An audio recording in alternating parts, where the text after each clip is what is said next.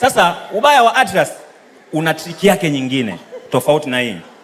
Unajua kwenye Atlas unakuta kama bahari, mabara yameandikwa kwa maandishi makubwa, bolded yale. Alafu vimiji ndio vina maandishi madogo. Sasa akili zetu nyingi tunajuaga mtu akikupa eneo anakutafutia vile vieneo vidogo. Sasa trick ni kwamba Muni anakubadilishia. Anaweza kutajia tu eneo ambalo limeandikwa kwa herufi kubwa. Wewe kwenda kutafuta una focus na tu maandishi kidogo. Eneo kubwa unakuwa unalipita tu limeandikwa pale lakini huwezi kulisoma, wewe una focus na vimaandishi madogo. Sasa hiyo ina apply mwanaume akitaka kuoa. Ukiwa unataka kuoa unatafuta mwanamke, wewe unakuwa unaona tu maandishi madogo madogo. Vimaandishi vidogo vidogo. Ukishachukua andishi lako dogo kaliweka ndani ndio yale maandishi makubwa unaanza kuyaona.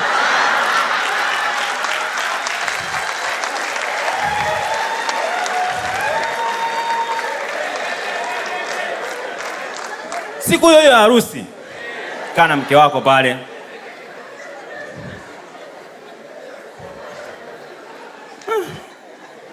Mbe na wewe ni rafiki yake.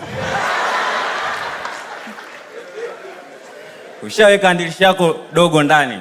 Wewe unaangalia tabia.